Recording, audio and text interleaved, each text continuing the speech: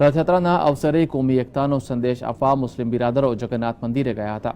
તેઓ ચાંદીનો રથ લઈને જમાલપુર 3 રસ્તાથી નીકળી જગન્નાથ મંદિર પહોંચ્યા હતા। ત્યાં સામાજિક કાર્યકર્તા રઉફભાઈ શેખે ચાંદીનો રથ મહંત દિલીપદાસજી મહારાજને આપીને ધન્યતા અનુભવી હતી। મુસ્લિમ બિરાદરો દ્વારા મહંતને ચાંદીનો રથ આપવામાં આવી રહ્યો હતો ત્યારે કોમી એકતાના દ્રશ્યો સર્જાયા હતા। દર વર્ષની જેમ આ વર્ષે ભગવાન જગન્નાથજી જ્યારે અમદાવાદ શહેરની ચર્યા કરવા નીકળશે ત્યારે તેમની યાત્રા મંગળકારી રહે તેવી મુસ્લિમ બિરાદરો દ્વારા શુભકામના પાઠવવામાં આવી હતી। તો બીજી તરફ 18 વર્ષ બાદ જ્યારે ઈદ અને રથયાત્રા એક સાથે હોવાને કારણે મહંત દિલીપદાસજીએ પણ તેમને શુભકામનાઓ પાઠવી હતી।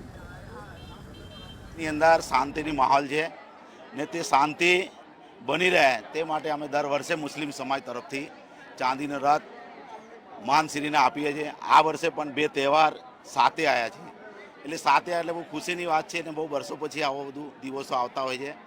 તો ગુજરાતની મુસ્લિમ હિન્દુ મુસ્લિમ એક સંદેશ આપવા માગે છે હિન્દુસ્તાનની અંદર કે આ 2 તહેવાર સાથે છે। હિન્દુસ્તાનની અંદર ગુજરાતમાં તો છે તો આખા હિન્દુસ્તાનની અંદર શાંતિ રહે એની શાંતિની માહોલ રહે ભાઈચારા બની રહે તે માટે અમે આ રેલી કાઢી। જગન્નાથજીની આ 138મી ઐતિહાસિક ભવ્યથી ભવ્ય રથયાત્રા એમાં પણ આ વર્ષે નવકલેવરના પાવન શુભ અવસર પર રમજાન માસ અને અધિક માસ 2 પવિત્ર માસનો એક જ્યારે સમન્વય થયો છે અને પ્રતિવર્ષ એકતાના પ્રતીક રૂપે જ્યારે ભગવાનના ચાંદીના રથ અર્પણ કરી મુસ્લિમ બિરાદરો દ્વારા રથયાત્રાની શુભકામના કરાવવામાં આવે છે તો ખૂબ એમની અમે સરાહના અને એમના માટે મંગલ કામના કરીએ છીએ।